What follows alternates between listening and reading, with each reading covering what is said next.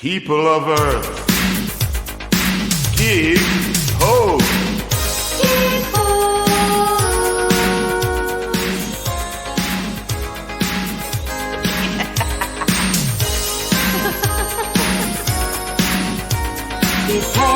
we play Gig Ho's. Hi, I'm Willa. Hey Willa, this is Marla Jo. Hi, Marla Jo. And we are Gig Ho's. Gig Ho's, baby. All right, so picture this. It's 3 o'clock in the morning in a deserted temple in Howard Beach. I've just led the band for a screaming 7-hour gig, which has been incredibly successful. Everyone was dancing. It went great. The only problem is it was a screamer, which means I wasn't the band leader they expected to see, and on top of it, they expected to see a guy band leader.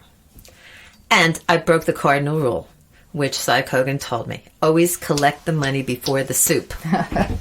But I had no time because I was running the band, and it was a rough gig. So everyone left, packed up and left, and now I am sitting in this deserted temple with like one light on. Maybe the janitor's there somewhere in the back with these 6 giant, and I mean giant, Argentinian Jews, right? And the father, right, who in my memory is shorter, and I wonder why that is. Maybe the mother was tall. I don't know. Anyway, the father, they're all glaring at me, and I'm, 5'6", maybe, right, and, 125 pounds, so they're all glaring at me, and then the father goes like this. He goes, so, what will you give me to compensate for my son's pain and anguish? And I look around at these men and I think, literally, they could kill me right now and who would know? This is just to say, it's not all fun and games. But you did make it out alive. I did make it out alive. Because you're here to tell the story. That's right, and I'm wondering if you have a similar dangerous situation. Oh, well, there's all kinds of danger, too, the one that popped into my head was, you wear, like, these nice fitted clothes on stage, and we're doing a sound check, and there's florists, and there's flowers on the edge of the stage. I'm testing my mic, and I stepped into the flowers, and I fell off the stage, and it was one of these, like, braless dresses with the netting in the front, and I fell off. How far a drop was it? I didn't get hurt, but it was like, my boobs came flying out. And did anybody see? Well, that was the thing, I wasn't sure if anyone saw. And then when I saw the percussion player later, his name was Raheem. A lot of people knew Raheem. I remember Raheem, yeah. Right. He was a cool guy. I said, Raheem, did you see anything? And he goes, it's okay, Marla, we're all family here. So I think he did see. But I got sent home to change my clothes, of course, and I guess somebody gave me a jacket. I don't remember who. Wow. But there's like a lot of stories like that of things that you never hear about happening, right? I mean, yeah, no, I know. Do you have another one too? I do, but before we go into more stories, I just wanted to ask you, what do you think the definition of a gig is? Like, if you do a gig and you don't get paid, is it still a gig? Yeah, it's still a gig. It's a gig you got stiffed on. It's a lousy, shitty gig. It's a lousy, shitty gig you got stiffed. I had that seminal one I got stiffed on, so I guess I'm going to diverge and tell that story. It was another screamer, and for our audience that doesn't know again. Yes, we have to tell. That's right. like Marla, why don't you describe a screamer? That's an age-old, term. I don't think they do it anymore, but it was called a screamer because I guess you can figure it out. When you get there and it's not supposed to be you, they start screaming. Amen, sister. I know. And I guess we should say we're mostly concentrating on the whole world of gigs in the 80s and 90s. Right, when we both started, when we were young and fresh. and uncorrupted. Well, I won't go that far. But there were no DJs then, so it was only bands. No DJs, and boy, did we work our tushes off. Oh, yes, we did. Work 6 gigs in a row. But that's how we ended up with screamers, because the office that gave us the gigs, they wouldn't have enough band leaders to cover it. They'd sell the one guy that was famous to everybody and then send the rest of us. Ted Phillips. I was Ted Phillips, believe it or not. Yeah, I was Larry Bassinick. Yeah, and we were women, and in those days that was an oddity, so it made the screamer factor even worse. So this one really trained me. And again, Cy always said, get the money before the soup. It was a big ritzy party in Manhattan, like the Pierre or one of those places. There were 60 kids. It was a bar mitzvah. And the mother, I'm not kidding, the mother kept saying to me, I don't want the kids to play any games, right? So, not only am I leading a scream, and the father hated me from the minute I walked in, they're super waspy. And every time I stopped for even 30 seconds, the father was up at the band saying, I thought this was supposed to be continuous. Oh, God. And the kids keep coming up to me, can we play Coke and Pepsi? And I'm saying, talk to the mother over Mother there. and father said no. Right, and they're just running around and when I had a minute, I kept saying to him, can we settle the bill? And he said, later, and then he stiffed me. So why do you think they didn't want the kids to play games? They didn't want the mother, waste. because I think the mother had that. She had an illusion of what the party. Well, yeah, that's a common thing. Everyone has an illusion of what they think their party's going to be. And she had elegant in her brain. Although how that jibes with 60 13-year-olds, I have no clue. They were always melting candles in the bathroom. Remember? They were doing more than that in the bathroom. Well, that was the only proof they came out with it. And you say, oh, look what I made. They bring it up to the band. Yeah, I know. So that, and then, of course, Cy Cogan, the head of the office, we'll talk about him later, but he went nuts on me. And he actually docked some of my pay because then he had to go to court with the guy to get the money and all that. But I learned something from that gig, and it really... I want to say a part of me died inside that night. But then after that, I was waiting for the next person to tell me they weren't going to pay me, because then I understood what I needed to do. I needed to say... Pack up and leave. Exactly right. Exactly right. Yeah, get paid before the downbeat is a preferable thing. Really? Did you do that? Well, even in the way when I was writing my own contracts, it would be worded in there at the commencement. So, there'd be no question. I mean, they hand it to somebody else if you don't want to be doing the business, right. The best man or something, and, it has to be given to them, Okay, so not getting paid doesn't make it not a gig. We've established that. But are there other parameters that make it a gig?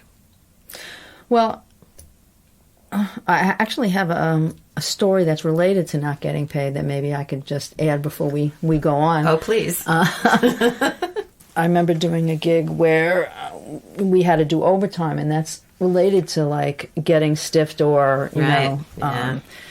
because maybe they have paid and well, now I have to collect this more money, and you have to first of all negotiate what that amount is going to be, because they didn't always include that. Now, did you wait till 10 minutes before? Well, yeah, because otherwise you have to be playing your best songs at 5 to midnight. Exactly. If you want to go overtime. I know. But we ended up going overtime, and then when I collected the bill from the guy, I forgot to include the overtime, because I think he gave me the whole amount. Mm-hmm. I don't know why that happened, but so when the office realized that he didn't pay me the overtime, I said, well, it was my fault, but technically he should still pay. So we ended up taking the guy to court. Right. And if you go to court and they can't tell who's right or wrong, I mean, we got half of it, but it's I actually represented Stank Flame. We're protecting the names not to protect guilty. To protect the guilty. Yeah, right. Oh, God. That's a good one. All right, I'm just thinking. So, yeah. Right, so what comprises a gig? Well, number one is we show up and play music, right? That definitely is part of what makes a gig. And it's an event of some kind. Some kind. It's a wedding, it's really a birthday vary. Party, it's a bris. You tell me you recently played a bris. Played a bris twice. Didn't touch the hors d'oeuvres. Oh, you cut up. I'm trying over here. And a lot of times the gig is with a bunch of guys other players that you either have met or not met, right? Yeah, the first cardinal rule was don't shake hands on the bandstand. Right, and don't say, I haven't seen you in years. Haven't seen you, or ask them what their name is, Oh, yeah, yeah. I mean, I don't think people realize often when a wedding band, and I'm using my air quotes here, shows up, it could be people who either have never played together before or maybe only played together a couple of times, but we all know the same repertoire, right? Well, you're supposed to. I mean, the basic stuff. I mean, there are some songs we've been playing for like 10,000 times at decades. Least. I Will Survive. Yeah, that's the thing. I mean, but the repertoire always changed. And, I mean, I'll never forget when I showed up on a gig. I was a leader, and they hired a keyboard player because we're both keyboard players and band leaders. But the guy didn't know anything. I called the first tune. I say, Pennies from Heaven, and he's grabbing a fake book. And I said, get up and go stand over there. And literally, I had to then sit down and not just stand and sing, which I did a lot in the beginning, but, Yeah. But, yeah. There's a thing I'm going to explain to the audience, too. There's a thing where you use your hands to tell somebody what chord you want them to play by holding fingers up, depending on how many sharps and flats are in the key signature. So that's another thing. And I remember I was doing that. I had a bass player who he knew a lot of stuff, but he didn't know certain stuff. So I'm playing with my right hand, and I'm shooting him the chord signals with my left hand. And one of the horn players was turning around watching me do this with their mouth hanging open, because I was singing too, and you really have to... Right, you're running the whole thing. Yeah, and you're thinking about what the next song's going to be on top of it. And the tempo. I mean, so many parts. But, right.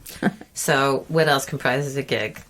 Well, you need to have the equipment. And Marla, I want you to explain how you explain your job to people, because I think people don't really understand that this is really the part we get paid for. Hit it. Yeah, well, I explain what I do for a living is I transport musical and electronic equipment across the tri-state area, because as they say, we play for free, but you pay us to schlep.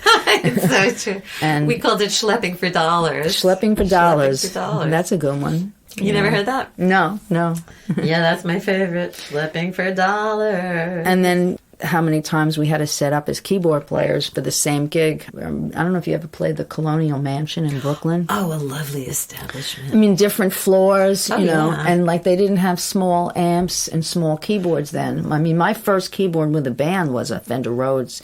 Was it a suitcase or suitcase? Me too. And then the bass was a Fender bass, which was rocking on top of the Fender Rhodes. Oh, you mean you had a separate bass keyboard? Separate bass keyboard. That was right before they had splits. And I want to explain to the audience what a Fender Rhodes suitcase is. So the one piece was the keyboard itself with the keys. And then the other part was this big box. Well, I didn't know. I didn't bring the speaker on the bottom. No. That's but it was suitcase, because I had that. But it was heavy enough. I mean, know, I could but not. Mine was 300 pounds because the bottom. Oh my God! Yeah, the bottom had two speakers for weddings. Maybe not. Maybe only for the rock gigs. It's a long time ago. Yeah, I have a lot less brain cells than I did then. Yeah, because I couldn't even lift the Rhodes myself. I had to get the guys to help me every time. We would be shoving it up the stairs. There's a lot of schlepping. We'll go into schlepping later. Okay, and here I see that we should also, for our listeners, describe what kinds of gigs we do. Because listeners think two things. They think wedding singer, like Adam Sandler, the wedding singer, or they think the rock band, right? But we've done all of that, right? All of that and many more versions. I mean, because it's like what anyone else can dream up, we try to become that for them, and someone like you or I has the ability to do that, Right. Because every gig is different. If you just have you're a one-trick pony and that's all you do, like the jazz guy. Yeah, the on jazz. The club day. I like the way you said that. Well, because remember when he needed a ride, he says, "I'll give you $2 for gas if you give me a ride back to Manhattan." And they always live in Manhattan. And they always live in Manhattan. They don't have cars. No offense. I mean, some of the greatest players. Right, but we love you guys. They came on the gig and they didn't know any songs. But boy, when they took a solo, they soloed and it was loud. That's a whole other thing. I don't, we'll go into that in a minute. But so, yeah. Okay, weddings. That's a whole subsection because they don't only happen in catering halls, right? They happen everywhere. Weddings, corporate parties. Surprise weddings sometimes. Really? I did 2 surprise. Well, one was a surprise to us. because we were in a club and they decided to sell us this to somebody's wedding, and they're coming up and asking us for stuff. And at the While you were playing at the club? Yeah, we didn't know. It was like our last night in the club, and it's like there's like so many people here, and it's like somebody's wedding. Holy cow! And they didn't pay us more, Wow, of course not. Boy. And then one time we just showed up at somebody's house to do a party, and they surprised all their guests and said, "It's our wedding." Oh my God! But yeah, but it was the same for us. But right. But birthday parties, I've done a lot of birthday parties, surprise and not surprise. Right. I played one divorce. One divorce. Have you played a divorce? I played a last day at work. Oh, that's a good one. Yeah. Was it at work? I think it was at a car dealership. I would start at 5:00. That's when his shift ended. I think it was a Buick dealer. I don't remember. Did the people did they know he was leaving? Yeah, I think, but he was trying to make it like positive, like not that it was sad, Right. And then he went home and shot himself. I hope not. I mean, somebody once hired a sax player that I got them because he had to go into their hotel room. It was in Manhattan and play New York. In a hotel room? By himself. Just for two people. Wow. And then just leave, and that was the whole gig. Well, that's almost like kinky. I know, like, you want to join in? While you're playing? Start spreading your news. Ooh. Very good. Very good. Yeah. Yeah. So you're not just a wedding singer, and you're not just someone who plays with a rock band in a club, and you're not just somebody that does jazz in some other kind of club. If you're a freelance musician, you do all these things. Or if you have the ability to, I mean, there's a lot of different variations, Right, but that's why we are gig-hos. That's what a gig-ho, meaning we'll do just about anything to play. You want a jazz trio? No problem. Yeah, I do that. Background music? Yeah. Oh, you want like a Billy Joel? I can do that. Need a Greek band? Sure. Sure. Irish? She's an Irish specialist. Now I am, yeah. You want someone that can play Latvian carpenter songs? We are your girls. Right. I mean, I've definitely stayed up till 3:00 in the morning, at least getting 6 songs together from some weird-ass specialty gig, haven't you? Oh, I try not to take too many of those. Anymore. Yeah, Let's think back to when... But you're also much more studious when it comes to, like, being prepared for those kind of things. Moi? Yeah, because I always just kind of cultivated, this is what I know I can do, right. but I'm always learning more pop songs. Right. I'm very pop, but, I was playing in the hospital, and I play in hospital lobbies too. That's like a whole other stuff. I was playing in a hospital lobby the other day, and I always say to my transient audience, ask me to play something. I know a lot of things. This guy asked for Light My Fire. So I did it. Why not? Why not?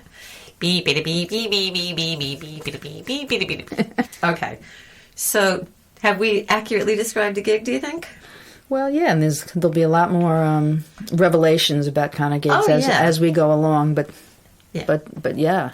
Yeah, okay. So now I'd like us to talk about the day of the gig, because people say, oh, you only work for 4 hours and you made whatever, let's say $100 an hour. That's good, $100 an hour. Oh, man, someone said that to me the other day. Really? Says, well, you play piano so nice, but you start at 6, so you have your whole day to yourself. Right? They don't understand. It's a whole day thing. I mean, even if you're playing for an hour. So it begins.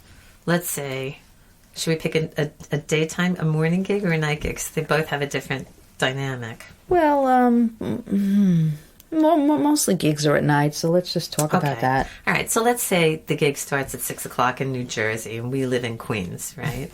So at 3:00 in the morning to get from Queens to Jersey would be, 45 minutes maybe, if it's Bergen County. But if it's a Friday and the gig starts at 6, that same drive could take an hour and a half. 2 hours even, right? I think most people can relate to that, driven in the tri-state area, sure. And then, of course, before you even get in the car, what do you got to do? First, you got to clean up, right? You got to look pretty and smell pretty, you got to take a shower, put on your makeup. I mean, the guys, well, actually, I do know some guys that definitely put on makeup. You know who I'm thinking about? No, I don't. I'm not going to mention the name, but a certain guitar player. More than one. So you got to... And then for me... Well, they have to shave, so... That's true. That's true. They have to shave. All right. I take it back. That's true. We have to shave in other places, but... Not so important for the gig. Well, unless you only fall under- off the stage. Only the end of the arms if you're wearing a gown. Yeah. Okay, and for me, I gotta eat. I gotta eat like as close to leaving as possible. Yes. Because Because she's an athlete. She burns up a lot of calories. I know I have to eat. That's a whole other stuff. Well, it's a whole other thing because a lot of times they don't feed us, and it's unbelievable. I mean, the further away you get from New York City, the best chance you have of getting something So true. decent. You know? And also, I want to say that the richer the people are throwing the party, the more likely you are to starve on the party. Yeah, it No? depends. It depends. I've had the experience both ways, you know. I mean, if it's a buffet or if it's somebody's house, you know, you hang out in the kitchen with the kitchen help and Yeah. oh, here comes the tray of hors d'oeuvres coming back, We have you know. all chased the hors d'oeuvre tray on the cocktail hour. Well, that's another thing. All right, so be that as it may. So you get in the car, and maybe you hit crazy traffic, and it's always this wild-ass game of trying to, like, it's like timing the market. You know, it's the same thing. You're trying to figure out how much time do I have to leave if I hit traffic, if there's a ball game, if people are leaving to go upstate or to the beach.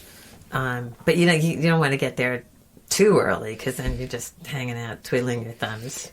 I've been of the thought in the last few years or decades that I get there. And it's crazy because I say, yeah, I'll be there the day before because I'm so tired of sitting in traffic that I leave, especially like a Christmas gig. I leave at like noon to play in Manhattan at 6 o'clock. And, you know, because we have our devices, we can keep ourselves entertained while we're waiting, you know. But not back then. Back then, we could not do that. That's No, right. and there was no GPS. And there was no way to call anybody to let them know if we got a flat tire. Or This is anything true. like that. I mean, we were on our own. You know, there was a guy, a trumpet player for Cy Cogan named Al Glassman, who carried a flat tire in his trunk. In case he was late, he had an excuse. Because he was going to be late always, because he was a horn player. That's a good one. Yeah, so he'd go, no, I had a flat tire. And he, like, showed him the flat tire in his trunk. Yeah, that was a good one. Yeah, so now you get to the gig. And I'm thinking, now we have to set up our equipment. Well, before you have to set it up, you have to figure out how to get into the building. That's like major. Yes, but there's one rule of thumb you can always count on, and you know what it is, don't you? How to find where to get in? No? Really? No. Find the dumpster. Oh, yeah, I guess. Find the garbage, and that's how you have to get into the building. Right? Oh, show business is so glamorous. I know, and this is what people they totally don't get it, but 99 out of 100, if you find the dumpster, that's the way in. I have a whole story about that too, but we're going to press forward. Should I tell the story? No. Well, you can tell one story, and I have one too about Okay. getting in All where I right. got injured. Oh, Yeah. this was Tavern on the Green back when. Notorious Yeah, to and get in. right. I mean, just they had this parking lot that they hadn't repaved since 1935. So it's like a minefield, right? So you got to go to that lower parking lot and drag. Wait, we should describe. Was it cobblestone? No, it was just broken up. Tar? Yeah, blacktop, that's it. But wait, we have to describe what we're schlepping. I mean, for me, so we're both schlepping a keyboard and some kind of PA or amp system, right? And our music stand and our keyboard stand and our seat. And then if we're leading the band, then we also have the PA for the band, right? And we have all of this on a hand truck that we're schlepping along, you know. And sometimes there are steps to get in, you know, and sometimes there's a distance between where you park and where the steps are. So you got to put everything on the hand truck, roll to the where the dumpster is, you know, and maybe you have to take it all off the cart again and schlep it up the stairs and put it back on the cart. Not the case in Tavern on the Green. That had another pitfall, which is it had a ramp, and there was one of those rubber skids on top of the ramp, and it was with the grease of the millennia on the skids, right? And I swear to God, I was wearing my sneakers, and I could feel myself sliding back down. And I'm thinking, you know, I should have gotten behind it and pushed, you know, instead of trying to drag it up. And then when I get to the entrance, they got these strips, you know, those opaque strips, thick strips of plastic, and they got two doors that open behind it. So like, you open the doors and then like you crash through the plastic, and now you're in the kitchen, which is 120 degrees, and there's an inch of water on the floor, and it's covered by that that matting, that rubber matting with like holes in it. I'm looking at little wilted pieces of lettuce floating by as I'm dragging my stuff down the aisle, and all these kitchen helpers screaming at each other, you know, and I'm sweating my brains out. I'm trying to get my stuff down the little track there, and I finally burst out into the hallway of Tavern on the Green, hoity-toity Tavern on the Green, and there's this maitre d' standing there, you know, he looks impeccable, and he's looking at me, and he goes, "Why aren't you dressed correctly?" You know, I'm thinking, Jesus, brother. Oh my God. I know. That's like a whole other subject of like having to look a certain way while you're lugging equipment and sweating. And that's what I'm thinking. If you want me to look good, let me in the front door. Well, I did a gig at Dyker Heights Country Club. It's like in Brooklyn. Oh, and wow. sometimes you go in through the service entrance, but a lot of times, and this happens in Manhattan, there's, you know, everything is very narrow in Manhattan. Yes. But in this particular place, they had all like their tables and chairs kind of stored next to the door. Oh, yes. Where we went in. Oh, and yes. as I'm wheeling myself in through the gate, all the stuff comes down and falls on me. And, Great. and I actually hurt myself. I remember I have to fill out an accident report. Oh, my God. But that was the way in. And then like they all like pissed off because I Right. was saying, "Wait a minute, I'm hurt here." And like Yeah. nobody had no sympathy for the maitre d' at all. I know. I'm all black and blue. And I was you at know. a temple in Jersey, and I had 3. There's another thing our fearless listeners may not know. You know, it's not just one setup, right? We have multiple setups on one gig. So like I got to set up one whole little system for the cocktail hour, and another one for the main reception, and then there's a third one sometimes for the ceremony. And sometimes you have to bring a mic for the officiant too. That too, all that stuff. So anyway, I'm moving between the 3 zones, trying to get everything set up. And I walk into the reception room, and the band is setting up. And the floor's wet. And I went, boom! You know, my feet slipped out from under me. I flew up in the air, and I landed flat on my back. You're lucky you didn't break anything. I did not. And I'm lying there. So my brother, by the way, people, my brother and I play together. He plays guitar. His name is Larry. My brother looks up. He says, "You're right?" You know, like that. And I'm like, I don't know. Wow. What does the maitre d' do? He puts out hazard signs all around the dance floor After you fall. after I fall to make sure that I can't sink, so that he, you know, yeah. Anyway, yeah, it's very glamorous, folks. It really is, and it's nothing but fun, right? It's always walking past the garbage. I mean, when Right. I worked at the Grand Hyatt, and it was at the end of the gig, and I had to go out the same way back where all the loading docks were. Oh, yeah.